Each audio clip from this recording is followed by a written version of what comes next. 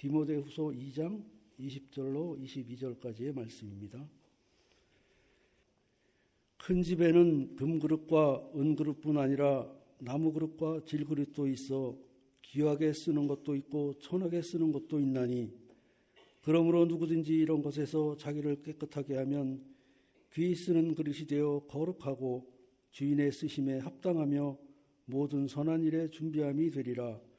또한 너는 청년의 정욕을 피하고 주를 깨끗한 마음으로 부르는 자들과 함께 의와 믿음과 사랑과 화평을 따르라. 아멘. 잠시 기도하겠습니다. 하나님 감사합니다. 말씀 앞에 섭니다. 두려운 마음으로 저의 귀를 열어주시옵소서. 이 모든 기도를 예수님 이름으로 드립니다. 아멘. 여러분은 사람 파악할 때 뭐부터 보십니까? 뭐부터 보십니까? 보통 얼굴 색? 눈 크기? 어떤 거 보세요? 어떤 사람은 발 사이즈를 주목해서 보시는 분들도 계시더라고요. 뭐 조금 더 용이 주도하면 이제 어떤 카드를 갖고 다니는지 뭐 이런 것도 주목해서 보시는 분도 계십니다. 직장 이런 것도 있겠죠. 사람 파악하실 때 뭐부터 보십니까? 여러분이 주목해서 보시는 것 중에 하나가 아마 그 사람이 누구랑 노는가일 것입니다. 왜냐하면 사람은 끼리끼리 놉니다. 그리고 노는 사람들하고 닮아갑니다. 제가 종종 당황하는 게 저는 안 그럴 줄 알았는데 날이 갈수록 저랑 제 아내랑 비슷해지는 것을 발견합니다.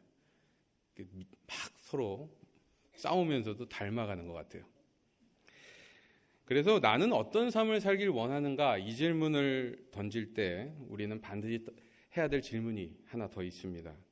나는 지금 누구랑 자주 만나고 있는가? 내가 주로 누구랑 놀고 있는가? 근데 우리가 이게 누구랑 만나는 것이 얼마나 중요하다는 걸 알면서도 막상 거기에 얼마나 신경을 쓰고 계십니까?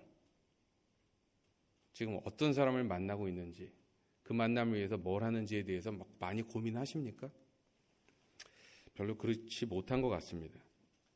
근데 우리가 건강한 삶을 살기 원하면 반드시 이 문제를 챙겨야만 합니다. 물론 이 말은 저희가 정말 딱 봤을 때 나한테 유익되는 사람들만 딱 골라서 그 사람들하고만 놀아야 된다는 뜻은 아닙니다. 그렇게는 살 수도 없고 또 그것 자체도 별로 건강한 게 아닐 수도 있습니다. 그렇지만 여전히 저희가 어떤 괜찮은 사람을 만나거나 건강한 사람을 만나면 여러분은 그 기회를 그냥 지나치실 만큼 한가로운 입장이 아니시라는 것입니다. 사람 만나는 것만큼 기적이 어디 있다고 생각하십니까? 그래서 여러분 주변에 만약에 괜찮은 사람이 나타나시면요, 일부러 시간을 내서 찾아가시고 그리고 그 사람에게 커피 사시고 또 관계를 만들기 위해서 시간을 또 따로 할애하셔야 합니다. 왜냐하면 좋은 사람을 만나는 것은 생각보다 그렇게 흔한 기회가 아니기 때문에 그렇습니다. 그럼 신앙생활은 어떨까요? 아시다시피 신앙생활도 역시 마찬가지입니다.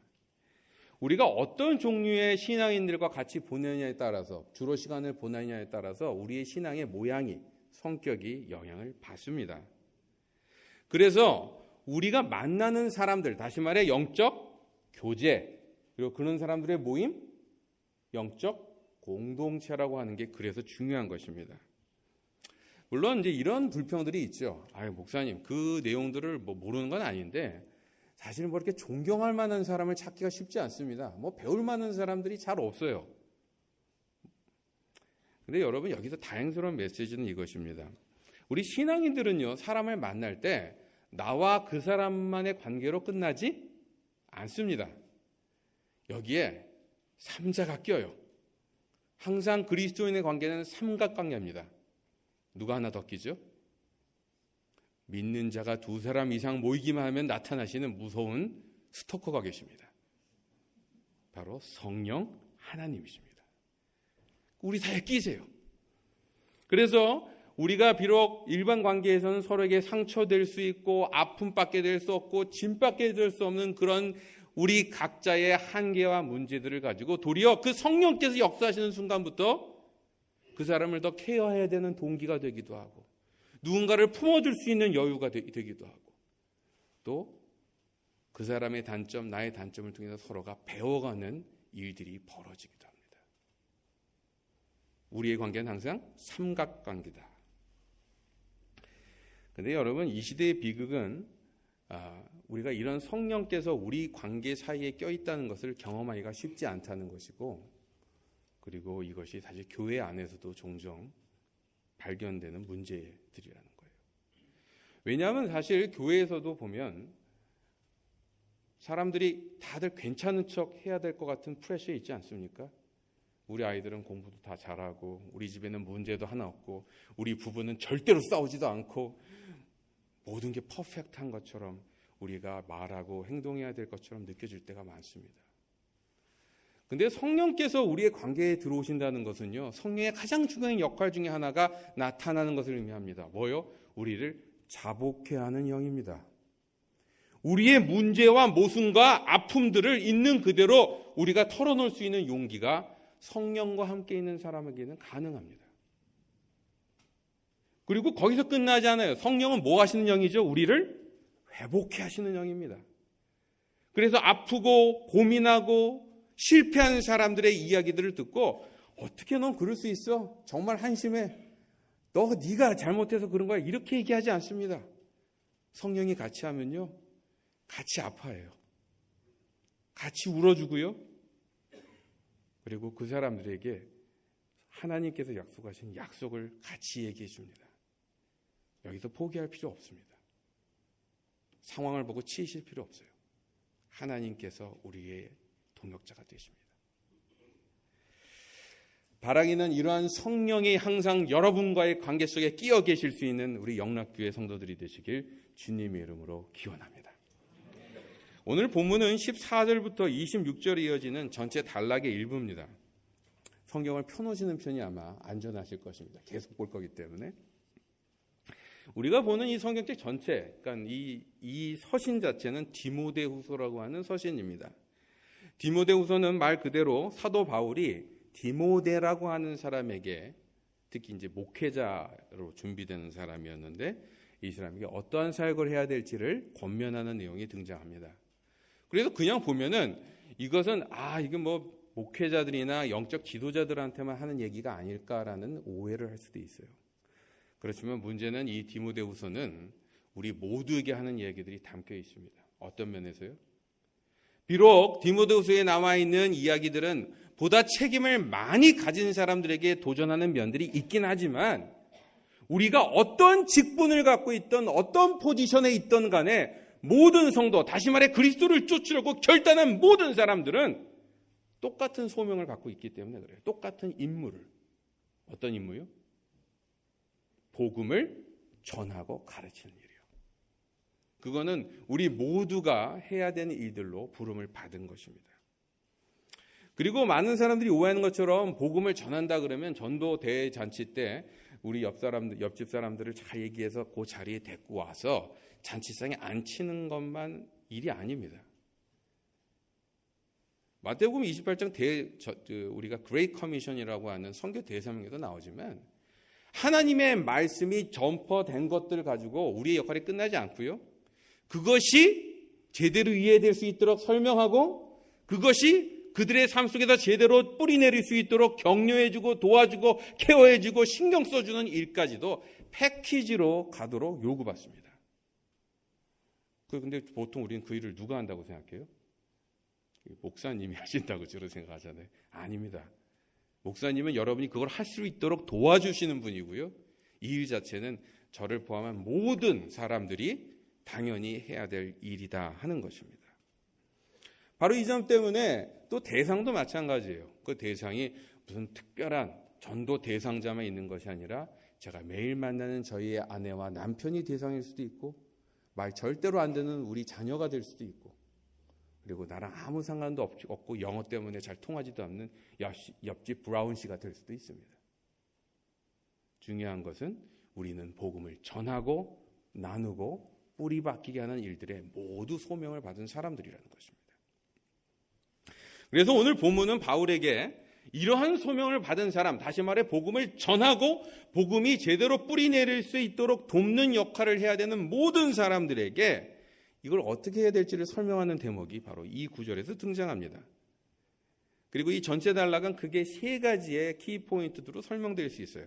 첫 번째는 바로 14절부터 18절까지의 말씀, 특별히 14절부터 16절까지의 내용입니다.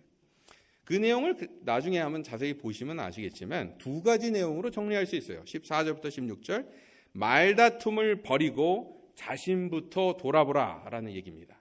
말다툼을 버리고 자신부터 돌아보라. 이 말을 들으면 우리가 그냥 보기에 그래, 그러면 교회에 오면 우리가 무조건 갈등을 피하고 다툼은 안 해야 되겠구나. 다툼하면 큰일 나겠구나. 이렇게 생각할 수도 있습니다. 근데 오늘 이어지는 17절에서 18절을 보면 사도 바울은 굉장히 단호하게 후메네오와 빌라도 같은 무리와 어울리지 말라라고 얘기합니다. 왜요? 여기 보면은 이 사람들이 어떤 걸 했다고요? 부활을 이미 벌어진 일로, 다시 말해 나중에 주님께서 재림하실 때 우리가 부활될 거라는 것들을 믿지 않고 이미 부활이 어떻게 설명했는지는 정확히 표현되어 있지 않지만 이미 벌어진 일이라고 얘기하고 다녔다는 거예요. 이것을 배경을 설명드리면 이렇습니다. 여러분도 서신서들 중에서 특별히 조금 더 초창기에 쓰여진 서신서들을 보면은, 그리고 사도 바울의 이야기들을 가만 보면은 이런 얘기들이 많이 발견돼요. 당장 조금만 더 기다리면 예수님께서 재림하실 거라는 거예요. 근데 왜 사도 바울이나 초대교회 사람들이 그런 생각을 했을까요? 여러분, 언제 주님께서 빨리 오시길 원하십니까? 별로 원하지 않으시죠, 다들? 언제 원하십니까? 말세라고 느껴질 때 그러지 않으십니까? 세상 돌아가는 꼬라지가 답답하고 황당하고 문제덩어리고 해결점이 보이지 않으면 주님 와주셔야 됩니다라는 그 우려한 간절한 마음이 어디까지 이어지냐 하면 주님이 이제 곧 오실 거야. 좀 있으면 지구 다 망할 거야. 이런 식으로 생각이 가기 마련입니다. 그래서 실제로 사도 바울 얘기 보면 그런 뉘앙스들이 굉장히 많이 발견돼요. 자신이 죽기 전에 주님께서 재림하실 것 같은 기대를 막 얘기합니다. 그런데 문제는 주님께서 언제까지 안 오셨죠? 지금까지 안 오셨습니다. 근데 사람들이요, 뭔가를 우리가 기대하고 있다가 자기 기대대로 이루어지지 않으면 어떻게 반응합니까? 자기가 잘못했을 거라고 생각 잘 안 하죠. 어떻게 생각하죠? 자기가 상황을 마음대로 짜집기하고 해석하기 시작합니다. 여기서도 똑같은 상황이 벌어진 거예요. 그들이 갖고 있었던 자기의 개인 생각 때문에 주님이 금방 오실 거라고 막 기대하고 있고, 그때 주님이 오시면 우리의 육체의 부활도 이루어지고 다 이루어질 테니까 조금만 참아 이러고 있었는데 그 일이 안 벌어지니까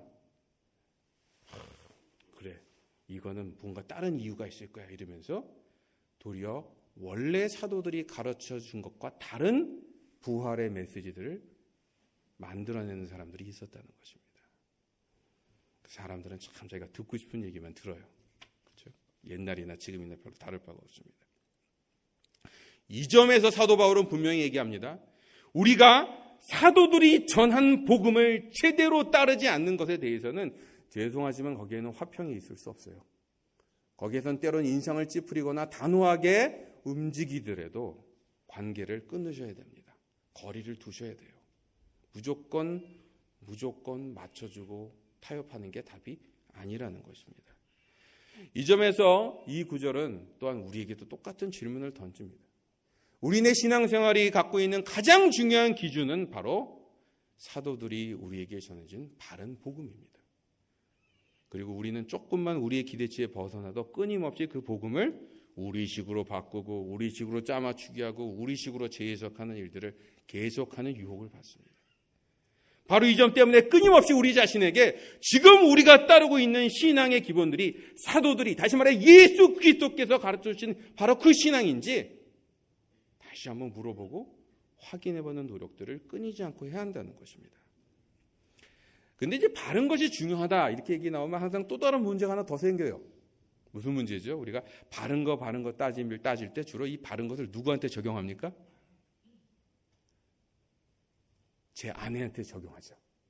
저한테 적용을 잘 안 하고 옆 사람에게 적용합니다.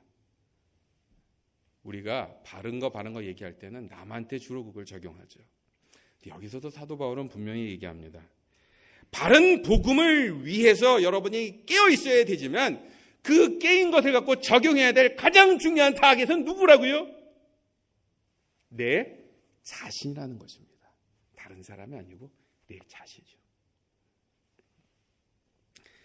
바로 이 점에서 우리가 바른 복음이 바른 기능을 발휘하기 위해서는 그것을 남을 정죄하고 남을 판단하는 데 쓰여지는 도구가 아니라 나를 돌아보는 도구로 주로 쓰여야만 된다 하는 얘기를 이 첫 번째 파트에서 하고 있다는 것입니다. 이어지는 19절에서 24절에는 두 번째 얘기가 나옵니다. 이제 이런 식으로 우리가 자신에게 바른 복음을 붙들고 나에게 초점을 맞춰서 씨름하는 신앙들을 해나갈 때에 장애물이 있어요. 어떤 장애물이 있을까? 뭐 여러 가지가 있겠지만 사도 바울은 여기서 특별히 한 가지 초점을 맞춥니다. 바로 오늘 본 본문대로 우리를 그릇에 비교하면서 자기만의 역할을 찾아라 이렇게 말해요. 다시 말해 비교의식에 빠지지 말아라. 우리가 남하고 비교하고 비교의식에 빠졌을 때에 하나님께서는 나에게 주신 그 자리를 찾는 것이 방해를 받는다. 본문 이렇게 말합니다. 그리고 그것을 하기 위한 구체적인 전략으로 바로 나를 버리는 싸움을 하라. 이런 얘기가 나와요. 나를 버리는 싸움을 하라. 그리고 마지막으로 23절부터 26절까지에는 이런 것들을 해나가는 데 있어서 구체적으로 우리에게 주신 장치가 있다. 그게 뭐냐? 교제와 공동체다라고 얘기해 놓고 그것을 만들기 위해서 뭐가 필요하냐에 대한 구체적인 이야기들이 나옵니다. 여러분, 우리가 좋은 모임을 만들기 위해서, 아니 쉽게 얘기해서 좋은 교회를 만들기 위해서 우리 교회에 제일 필요한 게 뭐라고 여러분 생각하십니까? 좋은 교회를 만들기 위해서 필요한 거. 아주 멋진 설교를 하는 설교자요? 아니면 막 교회 사역을 막 기가 막히게 기획해서 쫙 밀어붙이는 기획자요? 아니면 복잡한 사람들의 관계들을 여리저리 피해가면서 잘 정치적으로 이것들을 엮어나갈 수 있는 그런 어떤 분이요? 물론 그런 능력들이 종종 필요할 때가 있을지 모르지만 오늘 본문은 그런 거엔 별로 관심이 없습니다. 필요한 것을 이렇게 얘기해요. 온유와 친절로 가르치라. 건강하고 바른 교회가 되기 위해서 필요한 게 뭐냐고요?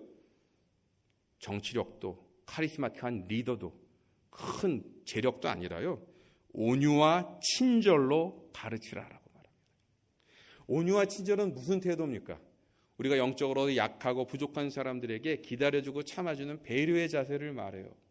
가르치라는 것은 우리의 교회의 사역들이 어떤 일들을 하고 있던 간에 그것이 말씀을 가르치고 말씀을 강조하고 말씀을 깨닫게 하는 일들에 집중하라는 얘기들을 하는 표현입니다. 아무리 교회가 많은 사역과 멋진 리더들로 가득 차 있어도 거기에 온유와 친절, 배려들이 포함되어 있지 않을 때에, 그리고 우리가 하는 사역에 말씀이 중심이 되지 않을 때에 어쩌면 우리는 막 환호하고 있을지 모르지만 실제로는 하나님께서 전혀 기뻐하지 않는 곳이 될 수도 있다는 것을 경고하는 대목입니다. 근데 이 얘기를 다 하면 이제 여러분께서 굉장히 늦게 또 집으로 가셔야 되니까 오늘은 20절에서 22절의 내용만 집중해서 우리가 내용들을 한번 살펴보려고 합니다. 이를 통해 오늘날 우리가 살아가는 영적인 도전의 가장 큰 장애물을 돌아보고 여기에 대한 성경이 말하는 대안을 같이 생각해 보려고 합니다. 자, 20절을 보십시오. 바울은 우리를 뭐에 비교합니까? 여러분 잘 쓰시는 비유죠. 그릇입니다. 그릇. 우리가 우리 자녀들에게 무슨 얘기 하죠? 너는 큰 그릇이 돼야 큰 그릇이야. 이런 얘기를 하죠. 그리고 밥 사러 갔을 때 돈 잘 안 내는 사람들은 뭐라 그러죠? 너는 그릇이 이렇게 좁냐? 얘기하죠. 그릇. 이런 얘기들 사람하고 비유해서 얘기를 잘 합니다. 그리고 우리는 큰 그릇이 되길 원하죠. 근데 오늘 본문에 보면은요, 하나님의 창조세계, 큰 집이라고 표현되어 있는데 큰 집에는 은그릇과 금그릇과 여러 그릇이 있다 이렇게 표현되어 있어요. 여기서 큰 집이란 하나님의 창조세계 혹은 교회를 의미할 수도 있습니다. 근데 이 전체 안에 그릇이 여러 가지 재질과 여러 가지 다른 어떠한 만들어진 그 특징을 갖고 따로 존재한다는 거예요. 한마디로 우리는 다른 기본과 다른 성격과 다른 능력을 갖고 태어났다. 이 얘기를 지금 하고 있는 것입니다. 근데 이 얘기는 어떻게 들어보면 너무 당연합니다. 여러분 주변에 둘러보십시오. 정말 나하고 조금이라도 비슷한 사람들이 몇 명이나 있습니까? 안 믿겨지세요? 한번 둘러보십시오. 비슷한 사람이 보이십니까? 근데 실제로 우리 삶을 한번 보십시오. 저희가 정말 그렇게 생각하면서 살고 있는 것 같습니까? 왜냐하면 사실 저희는 끊임없이 남과 비교합니다. 남처럼 되길 원하고요. 남보다는 잘해야 된다고 생각합니다. 나하고 그 사람이 그렇게 다른데 경쟁하는 것이죠. 그런데 오늘 본문에서는 어떻게 은그릇이 금그릇이 돼야 되는지에 대한 설명에는 아무 관심도 없습니다. 무슨 말인가요? 본질적으로 그릇의 재질의 차이를 전제한 채에 우리는 도리어 주님이 쓰기에 귀하고 거룩한 그릇이 되어야 된다. 이 얘기만 집중하고 있는 거예요. 다시 말해 우리는 기본적인 재능, 기본적인 배경, 기본적인 성격은 다르게 다 원래 있는데 하나님께서 정말 신경 쓰시는 것은 그런 다른 것들을 억지로 껴맞추고 어떻게든 바꾸고 하는 이런 것들보다 그것을 가지고 하나님께서 보시기에 귀한 그릇으로 쓰게 하시는데 더 관심이 많다. 이 얘기를 하고 있는 것입니다. 여기서 기준은 뭐겠어요? 주님이시고 용도에 대한 표현은 거룩함이라는 표현입니다. 다시 말해 창조자께서 보시기에 거룩함이 성경에서 어떻게 쓰이죠? 거룩함이란 우리가 거룩하게 있는 것을 말하는 것이 아니라 구별된 모습이라는 뜻입니다. 하나님께서 원래 우리를 만드셔서 이 세상 망해가는 죄에 가득 찬 세상과 뭔가 다르게 원래 숨겨놓으셨던 그런 귀한 것들이 제대로 드러나는 모습, 그것을 말하는 거예요. 그리고 이어서 본문은 이러한 우리가 주님의 거룩한 용도로 쓰기 위해서 구체적으로 뭐를 해야 될지에 대한 설명이 나옵니다. 21절을 보십시오. 뭐라고 나오죠? 어떻게 해야 된다고요? 저희가 자기를 깨끗이 하라 이렇게 표현됩니다. 여러분 우리가 하나님께 뭔가 거룩한 멋진 용도로 쓰길 원한다면 보통 뭘 떠올립니까? 리더십 트레이닝을 받고 어떤 사역에 더 참여하고 일들을 더 많이 하고 무슨 그래도 내 능력들을 어떤 일들을 통해서 증명하고 이런 것들 보통 떠올리지 않습니까? 그런데 오늘 본문에서 얘기하는 것은 그보다 굉장히 단순합니다. 뭐라고요? 자기를 깨끗이 하라. 이것은 신앙적인 표현으로는 성화라고 얘기합니다. sanctification, 보다 성도답게 되는 것. 하나님께서 우리에게 주신 원래의 선하고 아름다운 모습들을 다시 회복해가는 것. 근데 여기서도 역시 중요한 것은 싸움의 대상입니다. 누구하고 이 싸움을 하라고요? 나입니다. 나하고 이 싸움을 하라는 것입니다. 여러분도 아마 기억하실지 모르겠는데 채널 9이라고 하는 곳에 60minutes이라는 시사 프로그램이 있습니다. 거기서 한 번은 대한민국이 왜 이렇게 발전할 수 있는지에 대한 특집 프로그램이 나온 적이 있어요. 근데 거기에 이제 현대중공업을 방문하는 장면이 나오더라고요. 그래서 그냥 그 거대한 배를 5개월 만에, 3개월 만에 한 대씩 탁 만들어내는 것을 쫙 보여주는데 그걸 보고 안 놀랄 사람이 어디 있겠어요. 역시 대한민국 대단하다 이런 생각이 들게 하더라고요. 근데 거기서 기자가 그 현대조선소가 중공업이 처음 만들어졌을 때부터 지금까지 기술 자문역으로 같이 있었던 어떤 영국인에게 묻습니다. 당신이 보기에는 왜 대한민국이 이렇게 급속도로 크게 발전할 수 있었다고 생각합니까? 그랬더니 이 사람이 웃으면서 아주 재밌는 얘기를 해요. 뭐라고 했을 것 같습니까? 표현이 좀 그런데 이런 식이더라고요. 너도 하는데 나는 왜 못해? 이렇게 생각하면 한국 사람은 산다는 거예요. 근데 여기서 말하는 너는 누굴까요? 너. 일본입니다. 일본이 하는데 왜 우리가 못해? 근데 여러분 이 생각들이 정상적인 건 아닙니다. 적어도 몇십 년 전만 하더라도요. 일본은요 저희보다 훨씬 더 일찍 선진국이 된 나라입니다. 일본이 자동차를 처음 만든 게 1901년이에요. 미쯔비시에서. 우리나라는 아직 국가도 제대로 자리를 못 잡고 있었을 때 자동차를 만들었던 나라입니다. 우리가 식민지였을 때 일본은 이미 항공모함을 운용할 수 있었던 나라였어요. 근데 우리 한국 사람들이 참 묘한 게 전 세계 어떤 사람들도 별로 그렇지 않은데 일본 사람들을 무시하죠. 굉장히 무시합니다. 그래서 한국 사람들은 일본이 하는데 왜 못해? 이런 생각들을 종종 해요. 그래서 일본이 하는데 왜 못해? 그러면 전자도 하고, 일본이 하는데 왜 못해? 그러면 자동차 만들고, 일본이 하는데 왜 못해? 그러면 또 배도 만들고 반도체도 만들고 이러면서 사실 한국은 발전해 왔다. 약간 우스갯소리로 이런 얘기를 하셨습니다. 문제는 이러한 비교의식이 단순히 우리를 발전시키는 데서만 멈추지 않았다는 것입니다. 여러분은 다 공감하시겠지만 우리가 조국을 보면 얼마나 가슴 아픕니까? 너무 많은 갈등과 분열들로 조용한 적이 없죠. 근데 그걸 보면 뭐 누가 잘못했다, 누가 잘했다 이런 것을 따지기 앞서서 더 깊은 뿌리의 문제가 있습니다. 무슨 문제인지 아십니까? 사람들이 서로의 다양성을 인정하지 않고 서로가 있는 그 모습 자체를 인정하지 않고 다들 너는 나같이 돼야 돼, 혹은 나는 너보다 잘할 수 있어, 비교하고 싸우고 경쟁하고 무찌르고 온통 전쟁터입니다.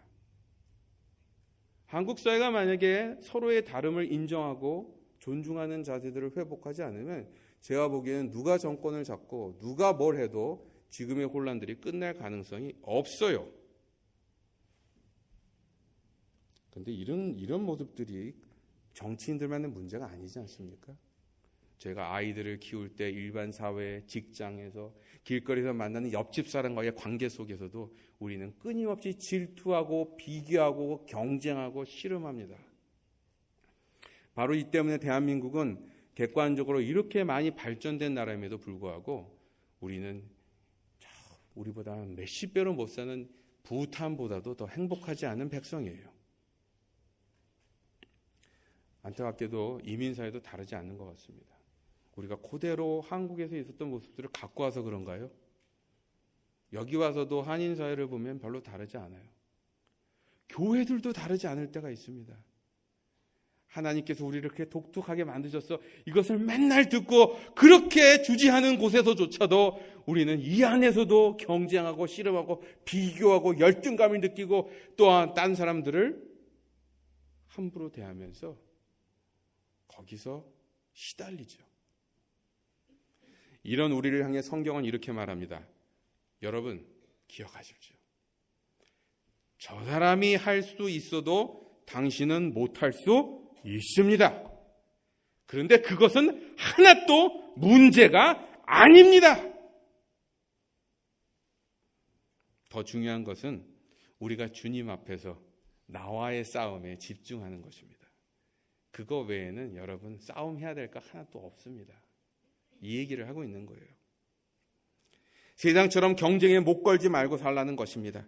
처음부터 나는 다른 사람과 다르게 만들어졌고 나만이 가야 될 길을 나를 만드신 창조주께서 따로 준비하셨다. 이것을 잊지 말라는 것입니다.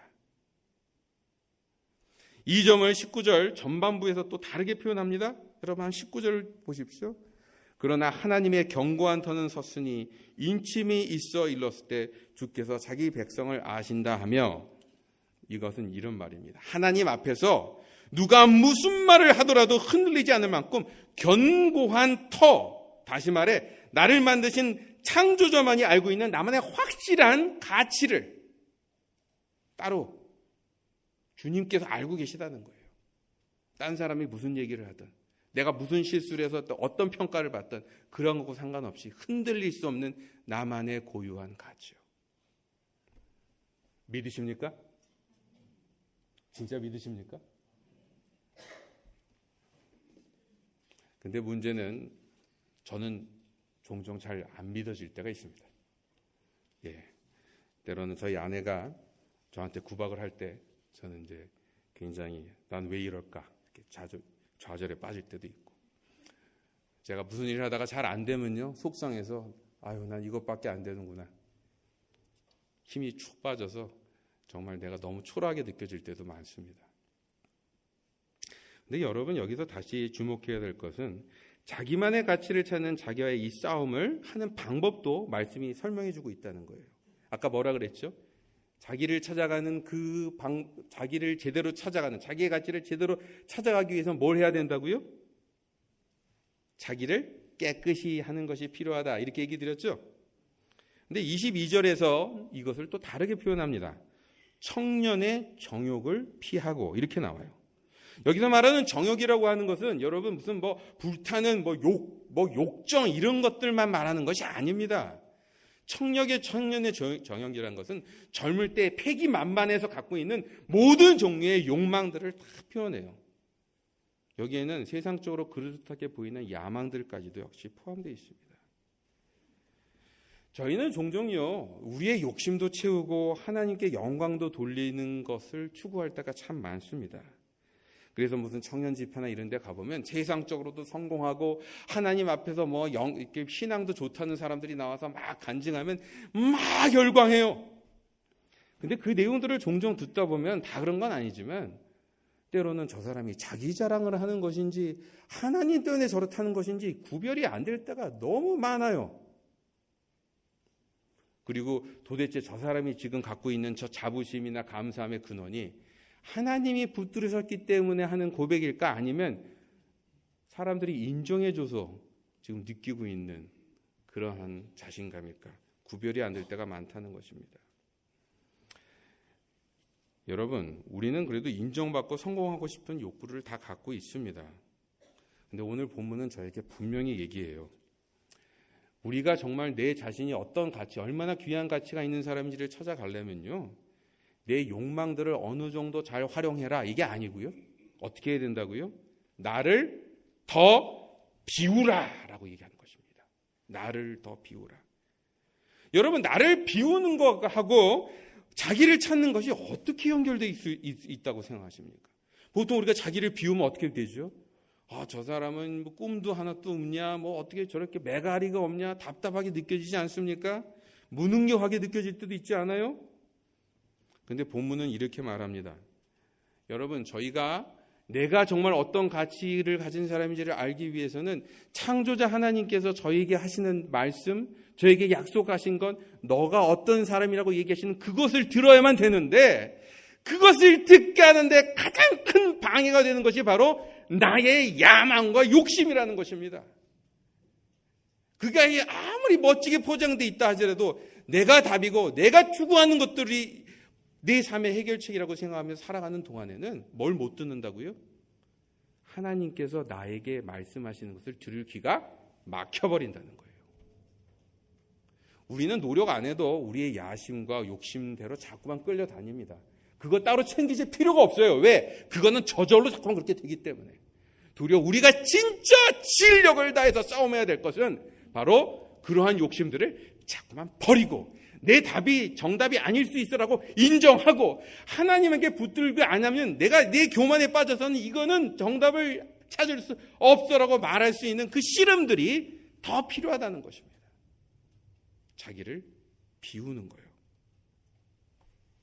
여러분, 우리가 자신을 비우면 어떤 일이 벌어지는지 아십니까? 나를 조금만 비우면요, 그동안 맨날 들어왔던 똑같은 성경 말씀 속에서 내 가슴을 후벼파며 도전하시는 하나님의 음성이 듣기기 시작합니다. 저희가 마음을 비우기 시작하면요, 매일 똑같은 소리를 하고 있는 내 아내와 남편의 이야기 속에서 살아계신 하나님의 음성이 들리기 시작합니다. 진짜입니다. 안 믿어지세요? 저는 종종 그 경험을 합니다. 그리고 저희가 내 자신을 비울 때 평소에 나에게 하등의 도움도 안 되는 것 같은 교회 성도님들을 통해서 내가 다시 삶의 활력을 되찾아요. 하나님의 은혜를 경험합니다. 뭘 비울 때? 나를 비울 때. 바로 이러한 투명한 영성으로 우리의 눈이 열리기 시작하면 우리가 추구하는 일의 성격들이 달라지기 시작합니다. 우리는 무슨 일들을 할 때마다 항상 거기에 너무 집착하고 그것을 위해서는 collateral damage, 뭔가 그것 때문에 누군가 희생되는 건 어쩔 수 없고, 그리고 때로는 자신을 학대해가면서 그런 일을 할 때가 너무너무 많지 않습니까? 근데 하나님의 방법은요, 주변과 조화를 이루며 좀 일이 효과적이지 못할지라도 둘러갈지라도 이 모든 것들과 합하여 선을 이루시는 하나님의 화평의 섭리들이 자꾸만 확인되는 방식으로 이루어집니다. 다시 말해서 신앙은 어떤 것이요? 둥둥 떠가는 배영과 비슷하다 하는 것입니다. 우리가 아둥바둥거리고 싸우고 옆 사람 밀고 찌우고 이렇게 해서 될 일이 아니라 그냥 하나님께 맡기면 하나님께서 쑥 피해갈 수 있도록 인도해 주시는 배영 같은 것이다. 근데 여기서 또 문제가 있습니다. 이것도 역시 쉽지 않죠. 우리가 맡기는 것조차도 쉽지 않습니다. 근데 하나님께서는 너무 좋은 교사셔서요, 저희가 잘 못할 거 뻔히 아시고 계속해서 대안들을 제시하십니다. 어떻게 제시하십니까? 19절 후반부를 보십시오. 이런 불의에서 떠나려면, 다시 말해 우리가 우리 자신을 비우려면 어떤 사람이 되어야 된다고 나옵니까? 주의 이름을 부르는 자가 되라 라고 표현됩니다. 다시 말해서 저희가요, 우리가 이거 안 될 때마다 우리 힘으로 안 된다고 좌절하고 걱정하고 자포자기할 필요가 없다는 거예요. 뭘 보면 된다고요? 우리 주님을 쳐다보면 다시 힘을 얻을 수 있다고 하는 것입니다. 그래서 믿는 자들이요, 우리의 가치를 제대로 확인하지 못할 때마다 우리가 봐야 될 것은 내가 얼마나 가치가 있는 사람이지, 뭐 내 학적부를 찾아보고 아니면 내 왕년이 어땠는지를 점검해보고 내가 상 받은 상장들을 끄집어내는 것이 아니라 뭘 봐야 된다고요?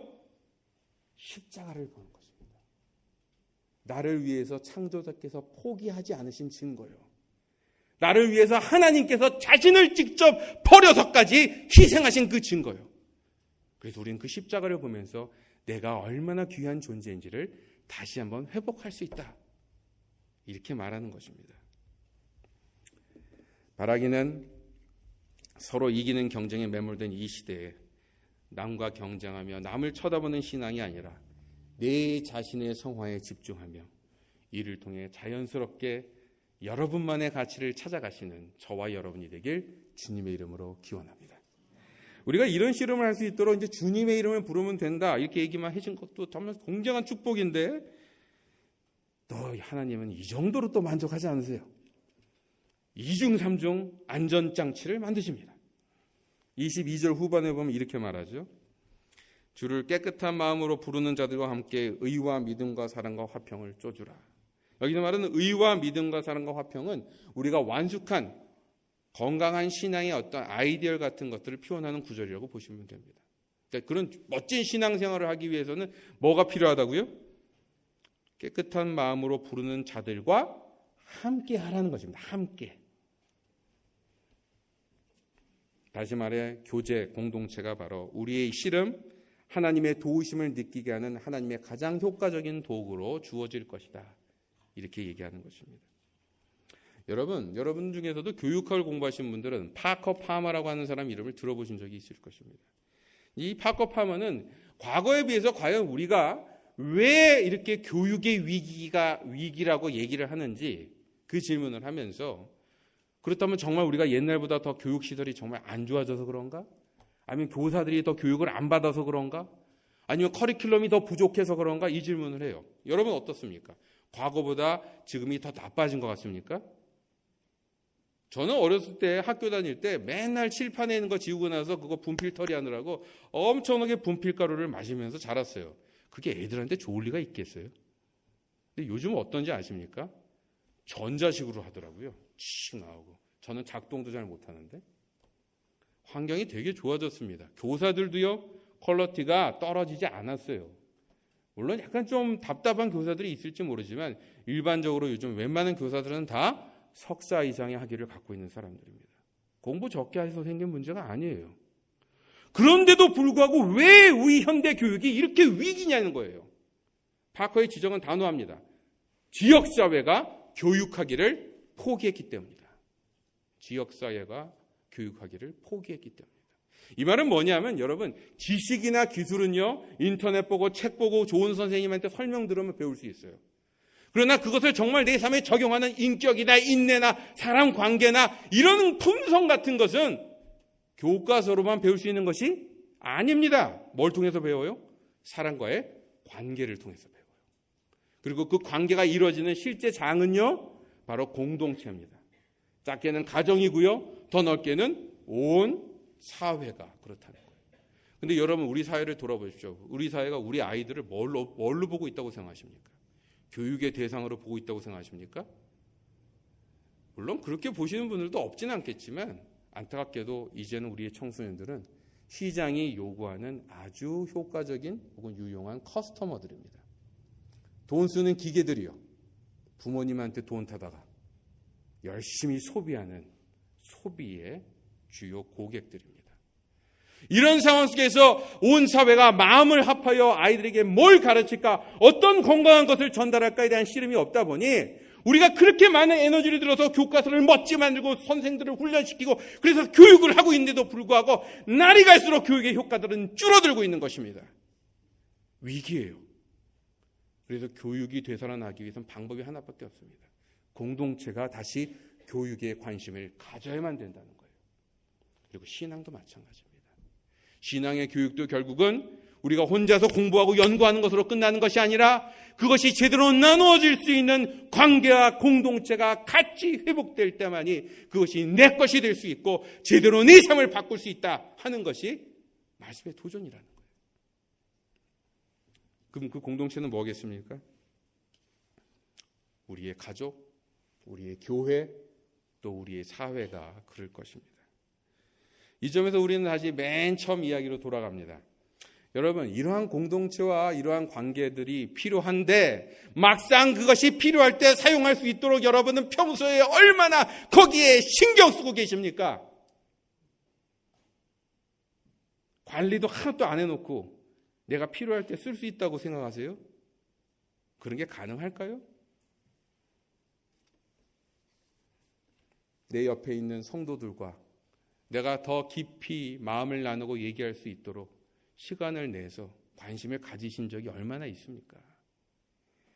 우리의 아이들과 아내를 위해서 내가 일하는 것 이상으로 시간을 쪼개서 내어서 우선순위를 둬서 그 아이들과 시간을 보내는 일들을 어떻게 하고 계십니까? 교회에 많은 어려움과 문제들이 있어서 우리가 같이 비난하고 욕할 수 있을지는 몰라도 실제로 이 예배 하나가 이루어지기 위해서 구석구석에서 필요한 그 수많은 노력과 애들을 위해선 여러분은 어떤 역할을 하고 계십니까?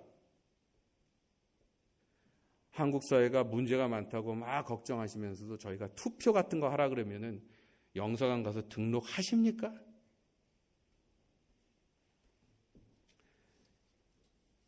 이거는 사실 여러분 얘기가 아니라 제 얘기이기도 합니다. 근데 바라기는요, 저에게 주어진 이 관계와 공동체라는 귀한 무기를 쓰실 수 있도록 평소에 챙기시는 저와 여러분이 되길 주님의 이름으로 기원합니다. 이 무기를 잘 준비하셔서 여러분 신앙의 온전한 완성, 의와 믿음과 사랑과 화평을 추구하는데 효과적인 도구를 쓰실 수 있길 주님의 이름으로 축원합니다. 결론입니다. 오늘 말씀은 주님께서 주신 나의 자리를 찾기 위해서 뭘 해야 된다고요? 남과의 비교의식에서 벗어나. 두 번째, 나를 버리는 씨름을 통해 하나님께서 말씀하시는 거에 귀가 열릴 수 있어야 된다라고 말씀드렸습니다. 이를 위해 주님의 이름으로 약속된 지원, 특별히 그것이 뭘 통해서 표현된다고요? 믿음의 관계와 공동체를 통해서 표현되니 이것이 잘 활용될 수 있도록 평소에 좀 신경 쓰시고 챙겨 놓아야 한다. 이 얘기를 했습니다. 그리고 이것들이 쉽지 않을 때마다 뭘 보면 된다고요? 십자가를 보면서 다시 한번 우리의 있을 자리를 확인하시는, 그리고 이것을 통해서 건강한 신앙 성장을 경험하시는 우리 영락교회 성도들이 되시길 주님의 이름으로 기원합니다. 이 시간 다 같이 눈을 감으시고 잠시 동안 오늘 말씀의 내용 중에서 여러분 각자에게 도전되시는 부분과 또 적용되시는 부분들이 있는지 한번 조용히 돌아보시기 바랍니다. 잠시 조용한 마음으로 기도하시겠습니다.